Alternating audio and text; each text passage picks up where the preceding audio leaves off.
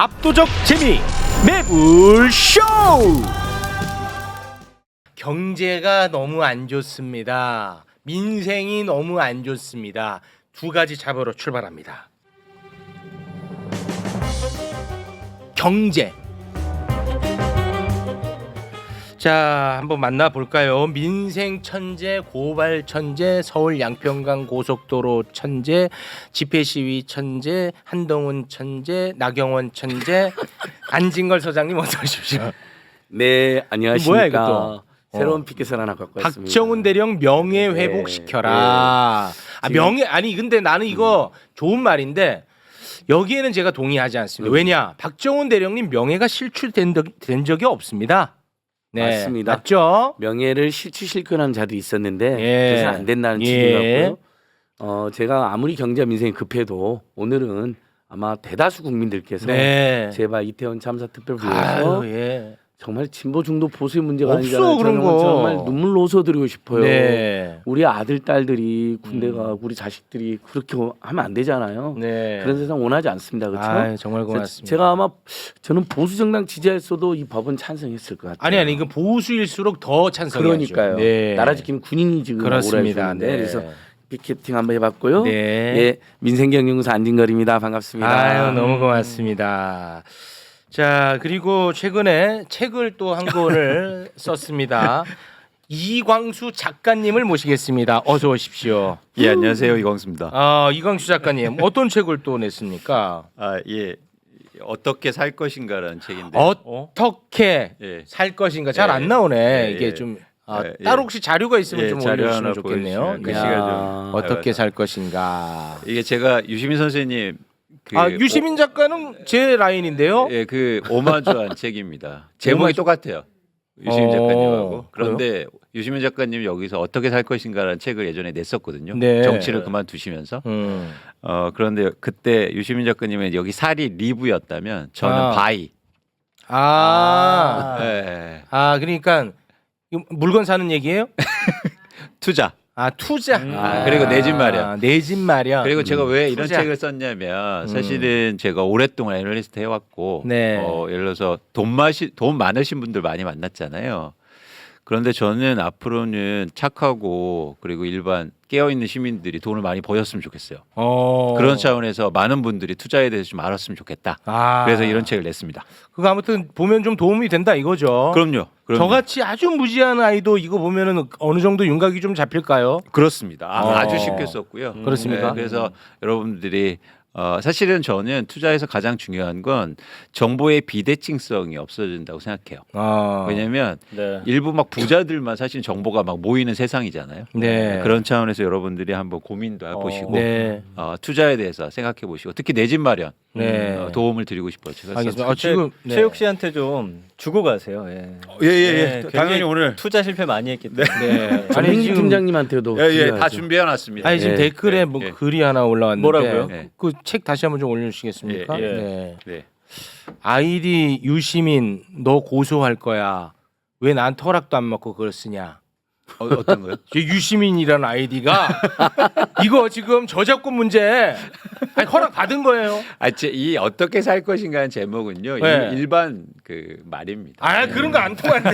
그래서 얘 살을 주시냐? 살에 가로를 열어놨어요. 가로 닫고 해놨어요. 바이. 네. 전 바이. 알겠습니다. 그 책량이 나온 김에 뭘 나온 김에 뭘 우리 세월호 유가족분들이 책임을 묻다라는 아. 책을 쓰셨어요. 네. 그 10년 동안 그 진상규명 호소하는 그 절절한 기록 유가족들과 전문가들이 이런 책은요 왜 중요하냐면 앞으로 당연히 없어야겠습니다만 예. 사회적 참사에 예. 정말 이거 경종을 울리는 겁니다. 맞습니다. 네. 저도 읽어보니까 정말 잘 쓰셨더라고요. 근데 그분들이 안진걸 TV 오셔서 이 책을 주시면서 우리 매불쇼 진행자들 꼭 전해달라고.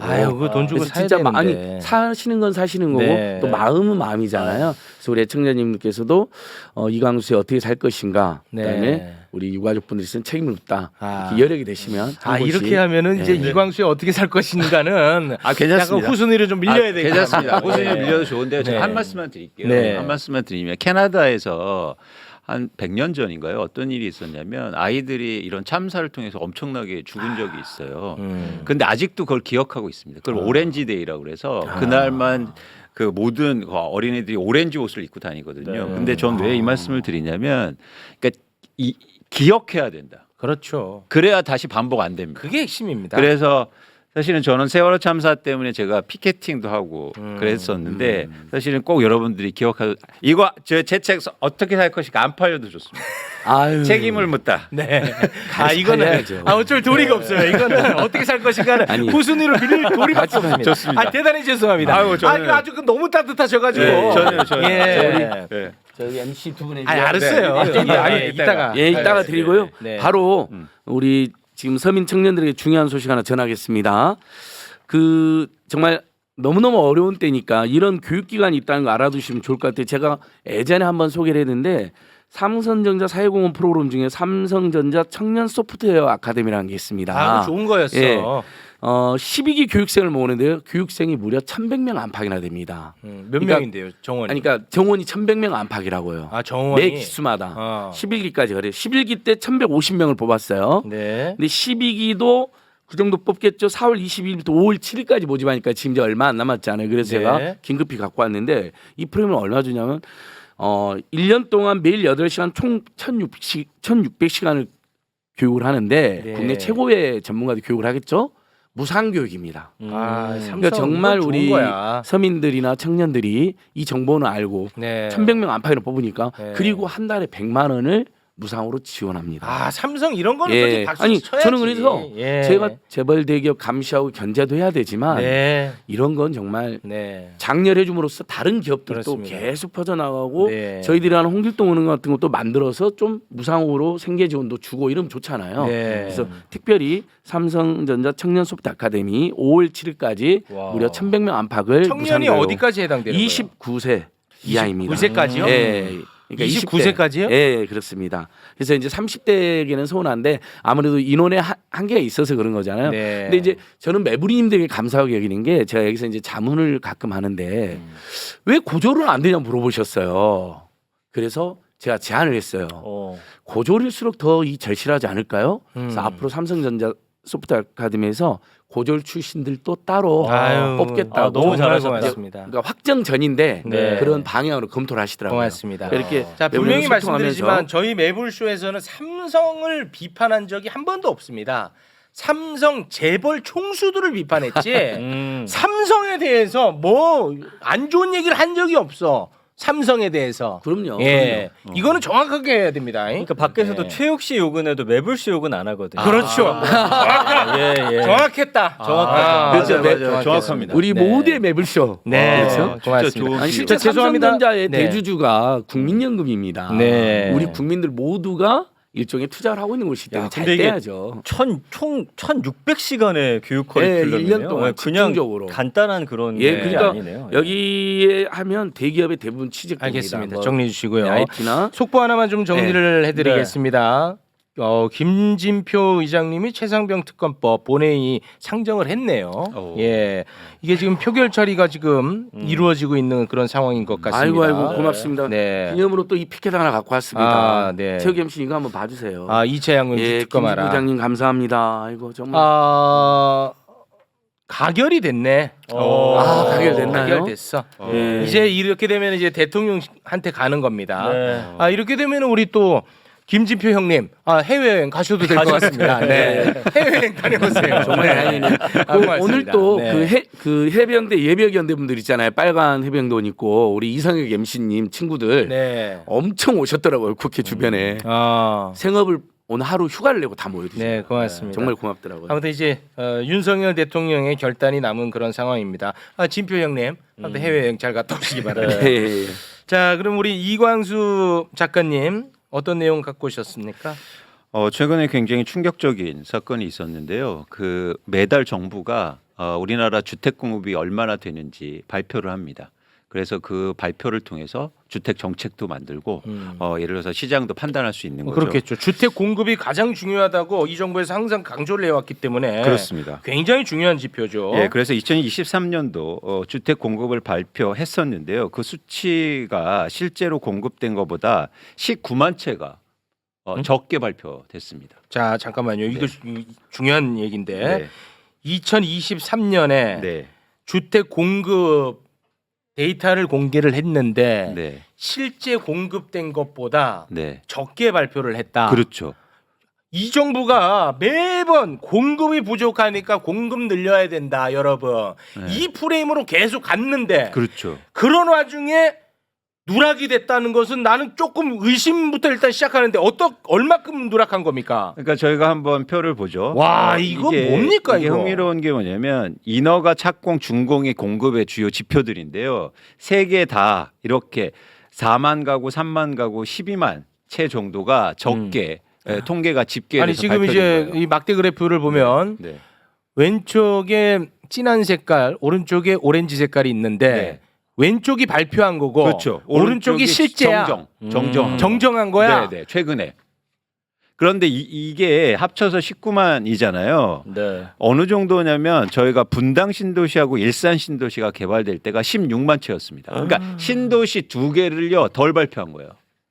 공급이 됐는데. 그래놓고 계속해서 여러분 공급이 너무 부족합니다. 공급 많이 늘려야 됩니다. 재건축 재개발 많이 해야 됩니다. 이 얘기한 거라고? 그렇죠. 그래서 예를 들어서 9월 달에 공급 대책과 올해 1월에 공급 대책의 기본적인 데이터가 여기서 출발해요.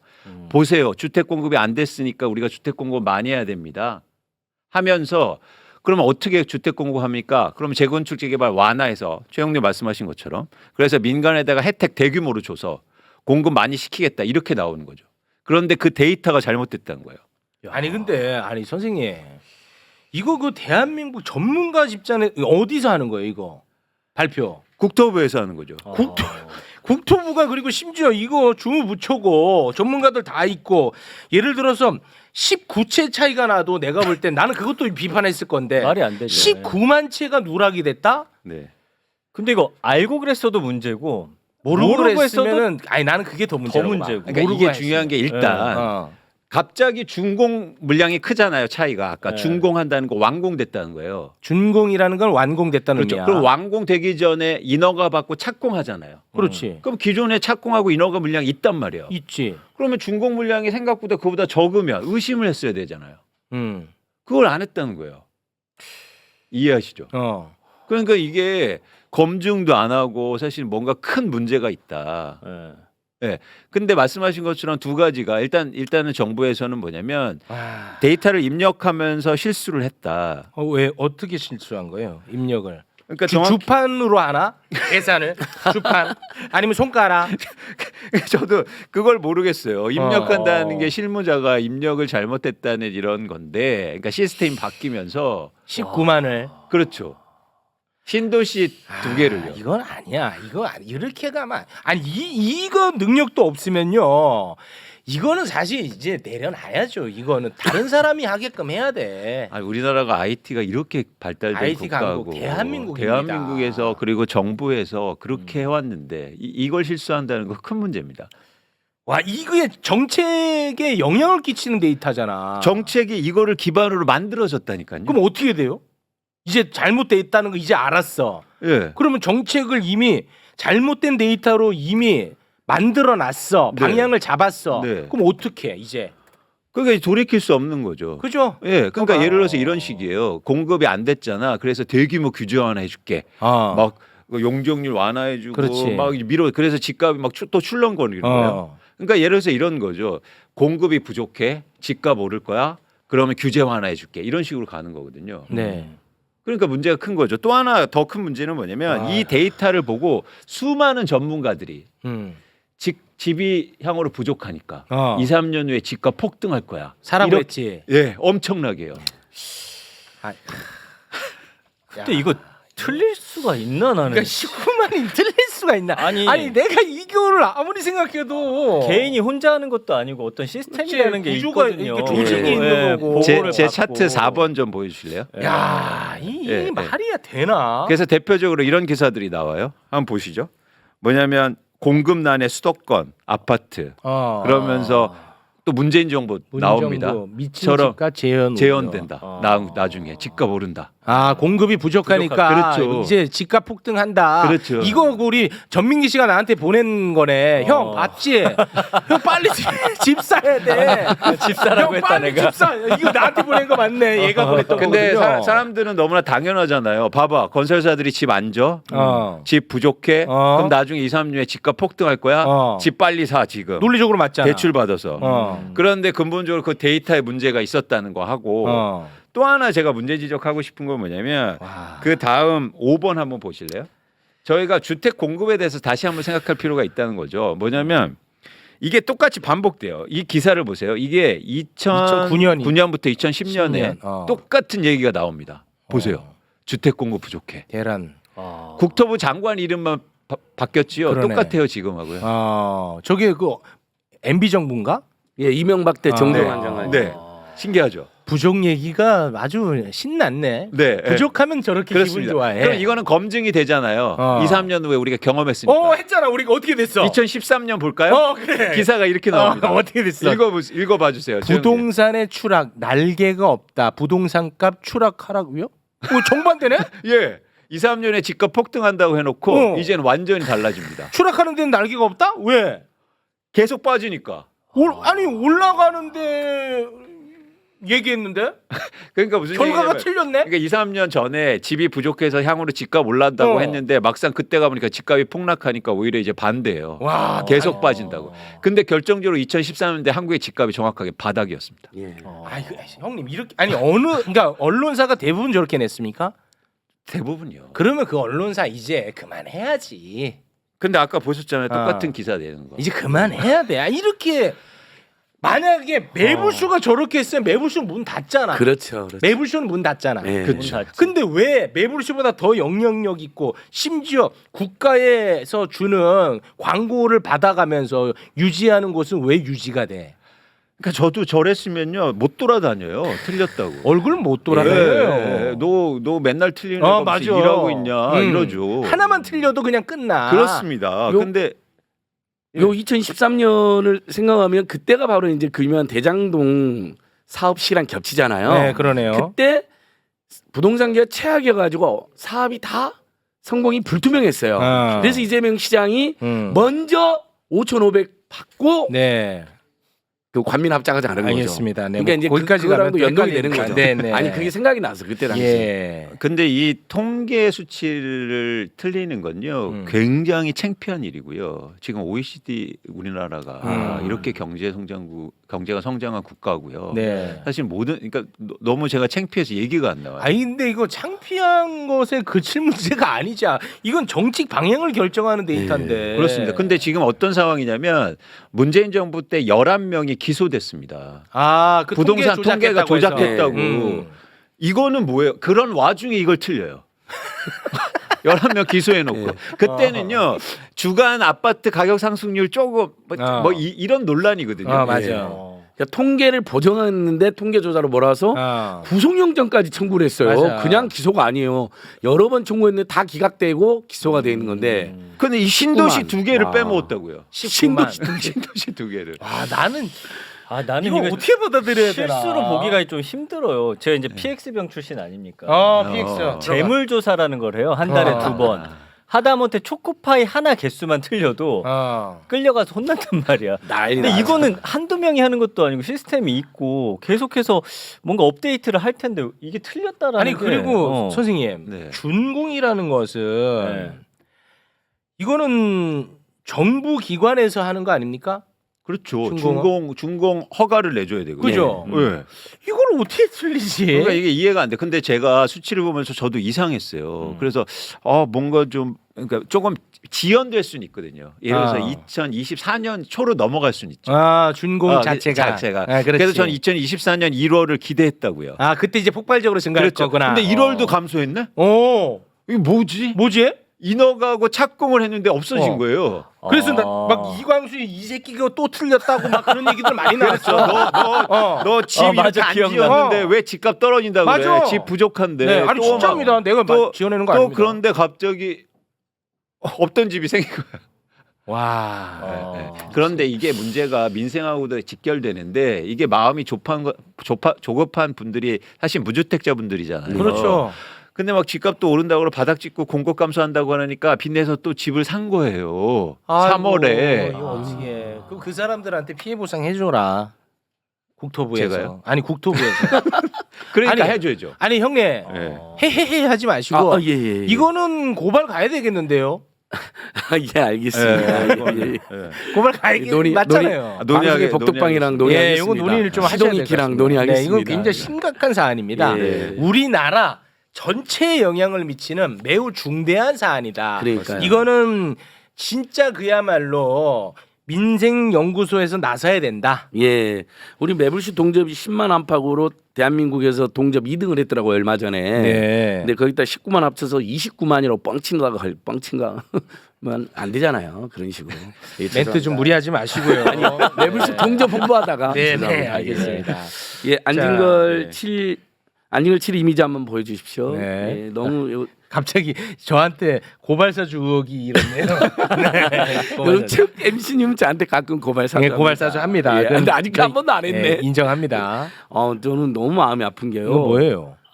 작년에 이제 우리나라 유명한 핀테크 핀다가 빅데이터로 이렇게 빅데이터 분석기를 내놨는데 네. 지난해 외식업체가 81만 명, 그러니까 자영업자는 전체적으로 65만 650만 명 안팎이지만 외식업체는 한 80여만 개쯤 되거든요.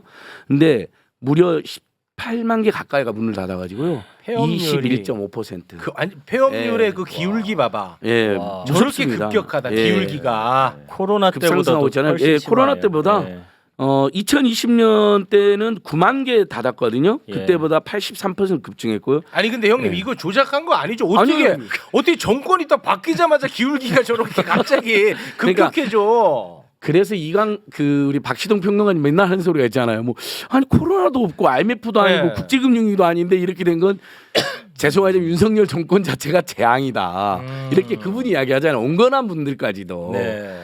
근데 이 재작년 그러니까 2021년보다도 다시 5%가 상승했습니다. 근데 이게 코로나 유행했던 2020년 평균치가 15%랍니다. 그러니까 예. 그때보다 6%가 높습니다. 이거 근데 왜 폐업하겠어요? 손님들이 안 오니까 폐업하겠죠? 예. 손님들이는 왜 안 가겠어요? 돈이 없으니까 안 가는 거죠. 아. 돈이 없어요? 월급은 안 오르고 물가만 치솟았기 때문이고 이자만 내야 되기 때문이잖아요. 그래서 방법이 두 가지밖에 없습니다. 월급으로 하고 올려주든지. 근데 월급을 안 올려주려고 그러잖아요. 지금 최저임금 인상 안 하려고 그러고. 네. 그러면 민생회복 지원금을 줘서 동네에서 1인당 25만 원씩 쓰게 만들어 주거나 그것과 함께 서민 중산층들에게는 이자 부담을 지금보다 더 낮춰줘야 됩니다. 네. 금리나 요건을 더 활성화한다든지 경제 어려운 사람들이 이자를 깎아준다든지 이 두 가지는 근데 안 하는 거죠. 네. 그러니까 그러면 그건 어디로 가냐? 자영업자 다 무더기 폐업할 거고요. 내수는 더 괴멸적인 악순환으로 가는 거죠. 예, 악순환. 지금 현재 악순환으로 가고 있는 거예요. 네. 이게 통계가 다 나옵니다. 그러니까 자, 개인 파산, 개인회생, 중소기업 파산, 중소기업 연체율, 대출연 다 올라갑니다. 자, 안진걸 이 하나만 보시죠. 아 큰일이네. 결국 이제 기업들이 빌린 돈이 1,900조, 이제 가계부채도 2,000조 가까이 되잖아요. 연체율을 네. 나타낸 그래프군요. 기업들도 1,900조로 기업 대출이 됐는데 그 중에 특히 중소기업 연체율이 0.3에서 0.41로 급증하고 그러네요. 있습니다. 네. 물론 다 급증하고 있는데 전체적으로 전체 평균 0.3이잖아요. 중소기업 더 어려운 거예요. 0.4. 네. 근데 저기는 은행이잖아요. 저축은행 연체율은 지금 7, 8%까지 치솟았습니다. 그러니까 저축은행 이용하는 사람 중에 100명 중에 7, 8명이 올리금을 못 내고 있다는 거예요. 연체하고 있다는 거예요. 그러니까 저는 완전 비상입니다. 근데 대한민국 국민들이 지금 이 상황에서 버티고 있는 거죠. 아니 민기야, 내 이런 얘기 자꾸 해서 미안한데 아까 그 폐업률 그래프 잠깐 좀 주셨어요. 이거 진짜 내 이런 말해서 진짜 미안한데 이거 아버지한테 이거 한 번만 좀 보내드려라. 이거는 제가 아버지가 원하는 세상이 왔네요. 카톡을 한번 어. 이건 보내야겠어요. 아니 진짜 이거 네. 어떡할 거야 민기야. 아니 이게 봐봐. 와. 정권 교체되고 드라마틱하게 기울기가 저렇게 급상승을 했다니까. 맞잖아 민기야, 내 이 말에서 지금 미안하긴 한데 네. 좀 살리자 우리나라 좀 일단은. 야, 또 통계 조작이라고 하시면 예. 큰일 나는데. 놀랄만한 게 그 자영업자들이 그렇게 힘든데 일단 우리나라 취업자 중에서 5명 중에 1명이 자영업에서 네. 일합니다. 아. 그러니까 취업의 거의 20%를 차지하고 있고요. 근데 최근에 정부가 자영업자들이 어려우니까 무슨 정책을 낸 줄 아세요? 자영업자가 어려워서 정부가 내놓은 정책. 전기료를 깎아주겠다는 거예요. 전기요금. 아니 지금 손님이 없는데 무슨 전기도 안 들어갑니다. 근데 무슨 전기료를 깎고 줘요. 그래요. 예, 뭐 이런 상황이니까 사실은 폐업할 수밖에 없는 거죠. 그렇죠. 그래서 실제 자영업자분들에게 물어보면 다 경제가 활성화된다는 게 첫 번째, 손님이 늘어난다. 두 번째, 이자를 깎아달라는 근본적으로 거예요. 해결책이니까. 그 두 가지가 해결책이에요. 네. 손님 늘어나게 해주시고 그다음에 이자는 너무 심각해. 왜냐하면 3% 된 게 막 6%로 올라가 있는 거니까 그건 우리 잘못이 아니잖아요. 갑자기 정권이 바뀌더니 갑자기 이자가 뭐 엄청 올라가가지고 네. 이런 거잖아요.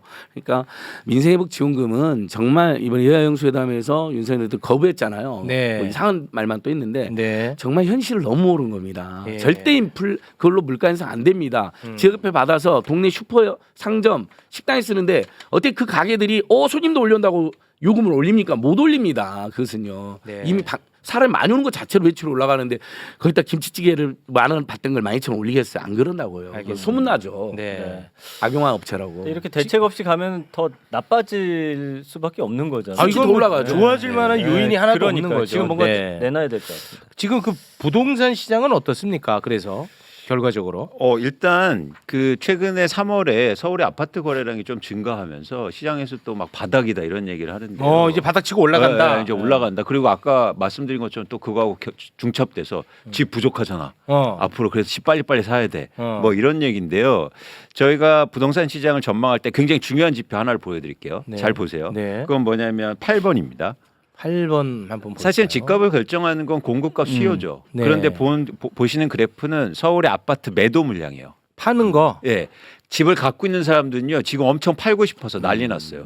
오른쪽이 그 뭐야? 내가 잘 안 보여서 그러는데 8만 3천에서 아니 그게 연도예요? 오른쪽이요? 그러니까 아니요. 가로 수치가 뭐야? 가로 수치가 호수. 8만 채가 넘어가고 있다는 거예요. 역대 아니, 최고. 가로가 아니 연도. 가로가 세로가 연도. 물량. 가로가 연도네. 연도. 세로가 네. 이제 호수고. 그렇죠. 그렇죠. 그러니까 그러니까 집을 갖고 있는 사람들은 팔고 싶다. 근데 왜 팔려고 하겠습니까? 다 파네. 네. 경기가 어렵고 집값 상승에 대한 기대감이 적어지니까 떨어질 것 빨리 같아서. 파야겠다. 예. 이런 네. 사람들이 늘어나고 있다는 거죠. 지금 본인들도 그중에 한 살기 힘들어서 집을 파는 거예요. 집을 팔아 현금을 납부하시려고. 그 중에 한 명이 전민기 씨입니다. 전민기 씨도 지금 내놨거든요. 집 내놨어요. 내놨죠. 근데 안 팔려요. 어때요? 보러 온 사람 있어요? 안 팔려. 그 3월까지는 보러 왔는데 요새는 아예 없어. 안 팔려. 그리고 보니까 동네 보니까 급매물로 가격 확 깎아가지고 팔지 않는 이상은 팔리질 않다. 그 동네가 좋은 곳인데 제가 알기로 예. 그럼에도 불구하고 각광받는 그렇다는 거 곳입니다. 뭐냐면 사실은 지금 매도 물량은 많은데 수요가 적다는 거예요. 맞아요. 그래서 계속 압박이 되는 거고. 안 팔려. 그럼 나한테 형 이거 사면 좋을 텐데 우리 동네- 하면서 자꾸 나한테 팔려고. 형 이거 진짜 내가 형이니까 준다고. 근데 좀 깎아드릴 생각이 있거든요. 오. 한 돈 10,000원 깎아.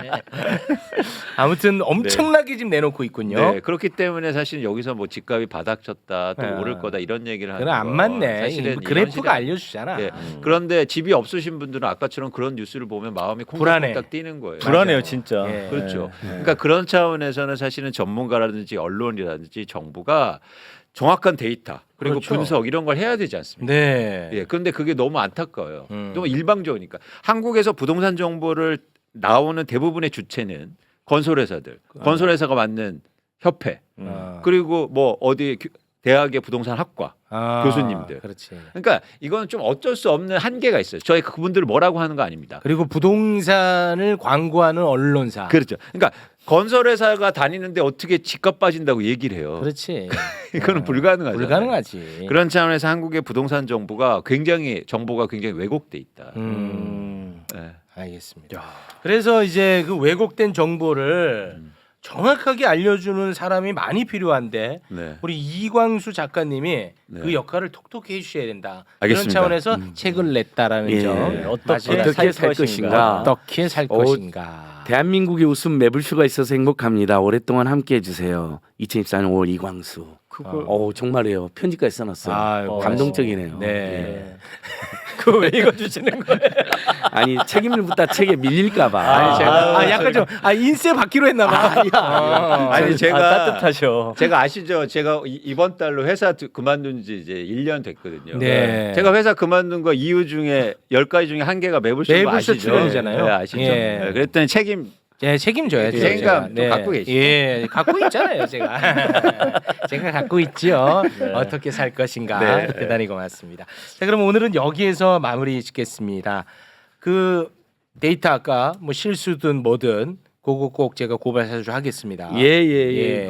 이건 한번 해보겠습니다. 네. 그동안 체육 MC 여러 번 이야기했는데 네. 진짜 고발하기 싫어서 그동안 네, 피했는데 맞습니다. 이건 왜냐하면 지난 정권을 탈탈 털어가지고 네. 통계 보정 논란이 있는 것을 통계 조작했다고 구속영장을 네. 동일한 장차가 하나 또 2번씩 청구한 사건입니다. 맞습니다. 이 사건이 무슨 살벌하게 몰아갔어요. 네. 국민들이 갸우뚱하는 상황인데, 네. 근데 이렇게 이상한 일이 벌어졌다. 네. 조사와 수사가 병행돼서 네. 좀 문제 진상을 규명할 필요가 있어 보입니다. 고맙습니다. 네. 함께 해주신 두 분 진심으로 고맙습니다. 감사합니다. 감사합니다.